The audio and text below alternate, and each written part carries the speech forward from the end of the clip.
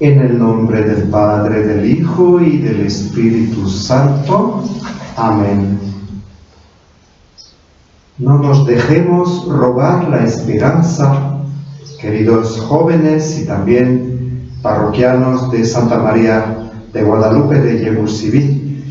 Este título, No nos dejemos robar la esperanza, de esta misión online para la Semana Santa, es una expresión de la exhortación La alegría del Evangelio del Papa Francisco en 2013. Y creo que la recibimos hoy con más interés, con más adhesión en esta situación de vulnerabilidad que nos toca vivir semanas enteras y de modo especial en esta Semana Santa tan inhabitual en nuestros hogares y ahora sin acceso a los templos. Pues no olvidemos que la Pascua judía era celebrada en sus comienzos en cada familia y solo más tarde pasó a ser celebrada a partir del Templo de Jerusalén. Y no olvidemos que los primeros cristianos, la comunidad primitiva, celebraba la fracción del pan, la Eucaristía, en las casas y en relación con una comida compartida. Lo relata el libro de los Hechos de los Apóstoles y también lo comenta San Pablo en su primera carta a los Corintios, en los capítulos 10 y 11, cuando censura las desigualdades entre pobres y ricos en los insumos que traían para la convivencia, que después llevaba a la fracción del pan, a la celebración de la Eucaristía. Poco a poco, la celebración eucarística se fue desvinculando de la comida y de la reunión en las casas de familias, y llegó a ser la celebración que conocemos en la iglesia, en el templo, que es el lugar de la congregación del pueblo, de la reunión del pueblo, y para un mayor número de gente, todos los bautizados, y siempre a partir de la catedral donde celebraban el obispo y su presbiterio.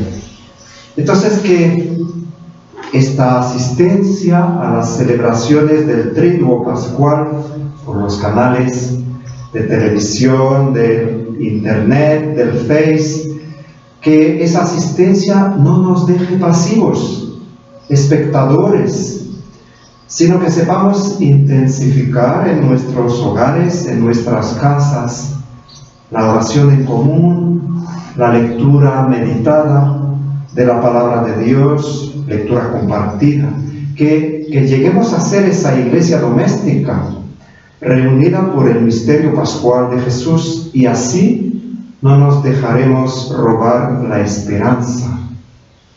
Porque de hecho, en esta situación de fragilidad global, universal, estamos llamados a ser, como discípulos misioneros de Cristo, unas centinelas de esperanza, unas centinelas de esperanza. Y dice San Pablo en la carta a los Romanos, capítulo 5, versículo 5, la esperanza no defrauda, no decepciona. Todos nosotros conocemos, lo hemos aprendido en el catecismo, ese acto de esperanza de nuestra tradición católica. En breves palabras lo digo: Dios mío, espero firmemente que me darás tu gracia en este mundo y la felicidad eterna en el otro, porque eres bondad infinita y eres fiel a tus promesas.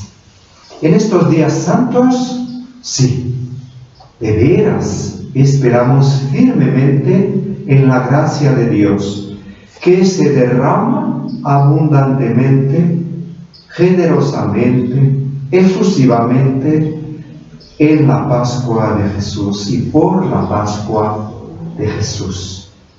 Pero podríamos pensar, este evento de la Pascua de Jesús que pasó hace más de 2000 años, ¿cómo nos puede alcanzar? ¿Cómo me puede alcanzar a mí?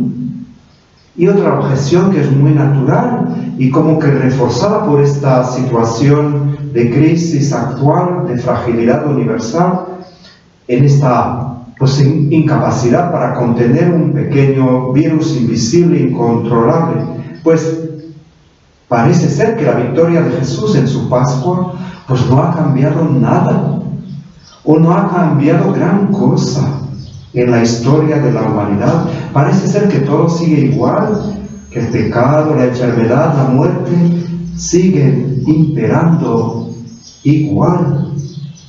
Entonces vamos en esta pequeña reflexión intentar adentrarnos en este misterio. No pretendamos resolverlo, sino que lo vamos a iluminar con la palabra de Dios. Y volviendo a ese capítulo 5 de la carta a los Romanos de San Pablo, escuchamos el siguiente versículo primero. Ahora que Dios nos hizo justos en virtud de la fe, estamos en paz con Él por medio de nuestro Señor Jesucristo, gracias a quien hemos tenido acceso a este don en el cual estamos firmes y nos sentimos orgullosos por la esperanza que tenemos de participar de la gloria de Dios. Este don que evoca San Pablo, ¿cuál es? Es la paz, es la justificación, es la reconciliación con Dios, es la gracia, el favor de Dios, quien nos ama y nos hace amables. ¿Y esta gloria qué es? Es la alegría, la felicidad infinita de Dios, Dios Trinidad. Es el resplandor de su ser, de su bondad, el dinamismo de su vida eterna. Y ya por nuestro bautismo somos partícipes. Y continúa San Pablo en este capítulo 5, los versículos 3 y 4, pero de una manera un poco sorprendente, un poco, yo diría, provocadora, sobre todo para nosotros ahora en el contexto que nos toca vivir. Pero no solo estamos orgullosos por eso, por el don de Dios, por la gloria prometida, sino que también estamos orgullosos, dice San Pablo, también por los sufrimientos. Pues sabemos que el sufrimiento produce perseverancia, la perseverancia virtud probada, la virtud probada esperanza. Entonces aquí podemos entrever que la esperanza es todo un proceso, que es un caminar, y que ella pues se afirma, se confirma, o diríamos con San Juan de la Cruz, se purifica, se hace más pura, como lo dice él en la subida del Monte Carmelo, en el libro 3, en el sufrimiento, en la contradicción, en el despojo, el vacío, pues sí, seguramente de tantos bienes y placeres que pueden orientar nuestra vida, pero que nos esclavizan. En una palabra, la esperanza crece, se confirma, se afianza, finalmente en la privación y en la noche. Esto es lo que nos pasa a San Pablo y como que lo refuerza San Juan de la Cruz en sus escritos.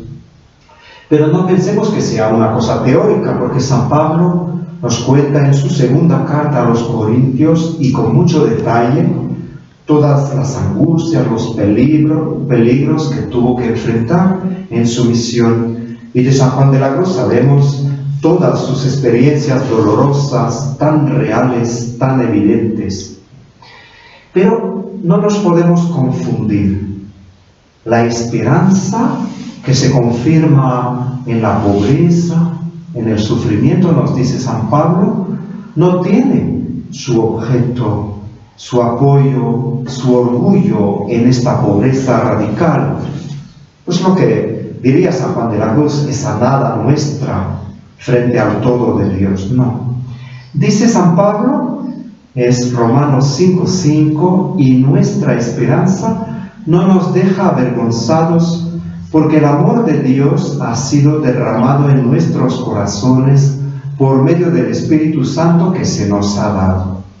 Es decir, que el motivo de nuestra esperanza, el orgullo, como dice San Pablo, de nuestra esperanza es teologal, es el amor derramado en nuestros corazones, en el interior. Es un amor cercano, próximo de Dios, que se hace interior. Es un don real, interior, que nos invade, nos ilumina, nos justifica, nos purifica, nos hermosea. Es un don eficaz, real, fecundo. En una palabra, eso es la gracia.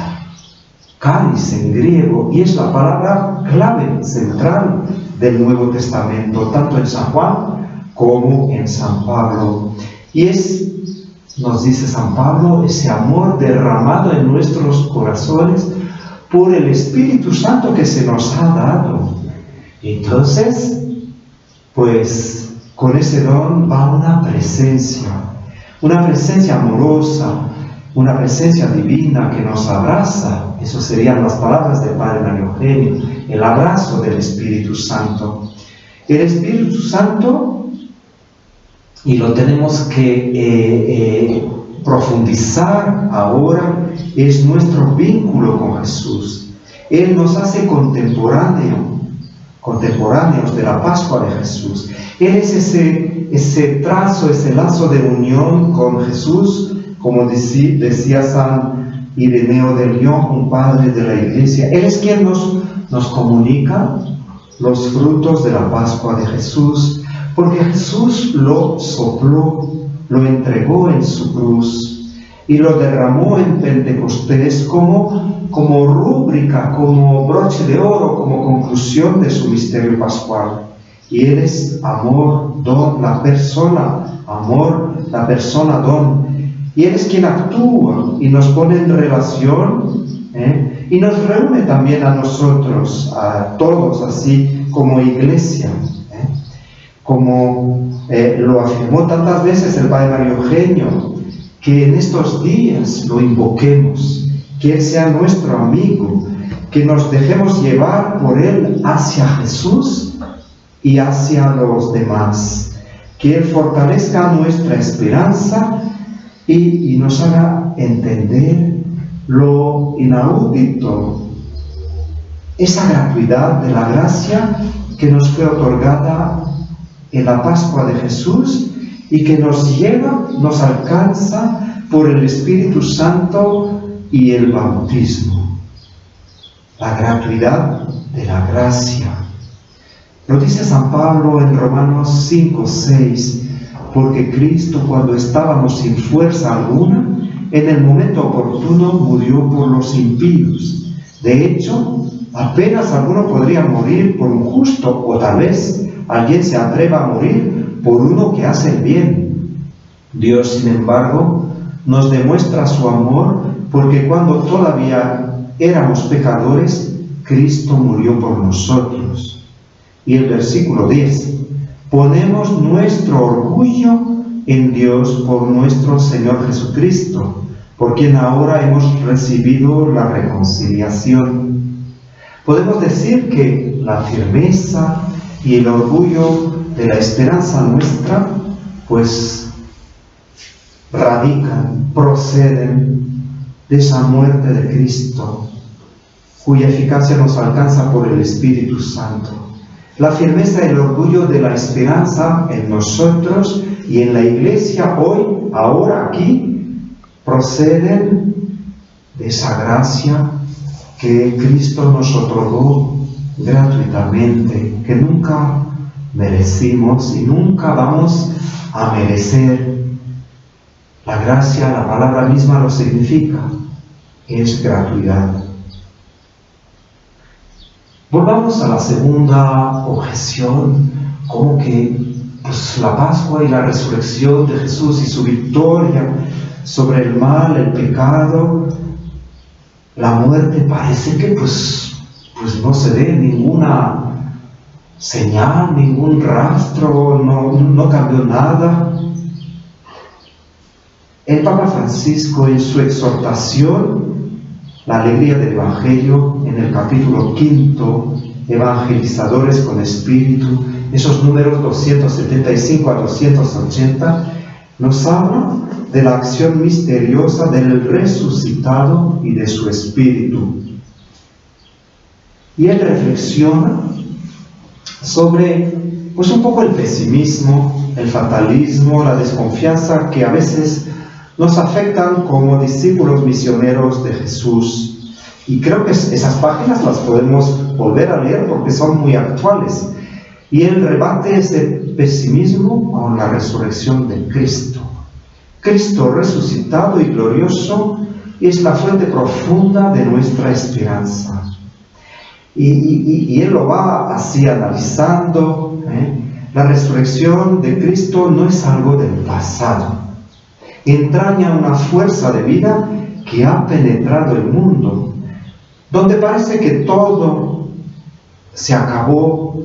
Por todas partes vuelven a aparecer brotes de la resurrección. Es una fuerza imparable. Parece que no. Vemos injusticias, maldades, indiferencias, crueldades que parece que no ceden. Habrá muchas cosas negras, pero el bien siempre tiende a brotar y a difundirse. Como que esta advertencia del Papa nos ayuda a ver, pues, todas las fuerzas de bien que podemos ver ahora, en este momento precisamente. Los valores tienden siempre a reaparecer de nuevas maneras, y de hecho el ser humano ha renacido muchas veces de lo que parecía irreversible. Esta es la fuerza de la resurrección de Cristo. Y cada evangelizador es un instrumento de este dinamismo. Cada uno de nosotros, en este retiro online. La resurrección de Cristo provoca por todas partes gérmenes de un mundo nuevo. No nos quedemos al margen de esta marcha de la esperanza viva, dice el Papa. Pero añade, y creo que es muy realista, y eso nos ayuda mucho en este momento precisamente, como no siempre vemos esos brotes, pues nos hace falta una certeza interior. ¿Y cuál es? Dice él. Es la convicción de que Dios puede actuar en cualquier circunstancia, también en aparentes fracasos. Esta certeza es lo que se llama, dice él, sentido del misterio, y es saber con certeza que quien se ofrece y se entrega a Dios por amor, seguramente será fecundo. Una fecundidad que no puede ser constatada, contabilizada, pero pensemos que ningún trabajo realizado por amor, ninguna preocupación por los demás, ningún cansancio generoso, y hay tantos ahora, ninguna paciencia dolorosa se pierda. Todo esto da vueltas por el mundo como una fuerza de vida y es fruto de la acción misteriosa del resucitado y de su espíritu. ¿Cómo todo esto puede llenarnos, ayudarnos, estimularnos a vivir, pues, esta Pascua con esta esperanza de fecundidad, de frutos, con esta certeza de que todo lo que se puede vivir de esta manera paciente, pues tiene su fruto misterioso, y que el resucitado, pues, le da ese fruto, este valor, esta fecundidad, esta vida. Terminando, ¿quién mejor que María supo esperar, discernir, entrever esos brotes de la presencia del resucitado en nuestras vidas, en nuestras comunidades, en nuestras familias, en la Iglesia, en la humanidad, entregándose, colaborando con generosidad, con esa fe firme, aunque dolorosa, con ese aniquilamiento de su fe? Lo dijo Juan Pablo II, Kenosis de la fe de María, se abajó en la Pascua de Jesús, en la cruz de Jesús, pues aparentemente todo había fracasado, todo lo había perdido. en ese hijo que veía crucificado, pues no había más esperanza.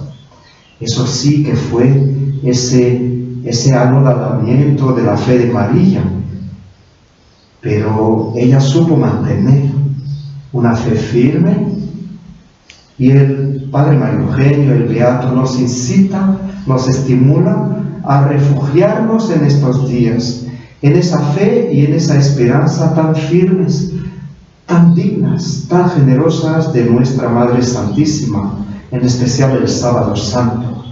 Poco se habla de ella en el relato de la Pasión. Junto a la cruz de Jesús estaba su madre y la hermana de su madre, María mujer de Cleofás y María Magdalena. Y ella escuchó esa palabra: mujer, ahí tienes a tu hijo. Ella no dice nada, no responde nada. Y en la resurrección menos aún. Solo se la menciona en los Hechos con la espera del Espíritu Santo. Pero con los santos, Santa Teresa, San Ignacio, el Padre Mario Eugenio, el Beato, podremos asociarnos a la alegría pascual de María, madre de aquel por quien se vive, ¿no? Así se presentó a Juan Diego, madre de la vida. Podremos asociarnos a su júbilo pascual, porque ella contempla una vida que se derrama de la humanidad de Cristo resucitado, que alcanza su cuerpo total, que llega hasta nosotros todos como ríos de agua viva. Pero si sabemos hacer de la fe y de la esperanza de María nuestro amparo, nuestro refugio y nuestra casa iglesia durante estos días, Madre de la esperanza, Madre de la vida, ayúdanos a permanecer bajo la sombra del Espíritu Santo y a acoger en esa fe purificada y en esa esperanza confirmada la vida de tu Hijo resucitado. Que así sea.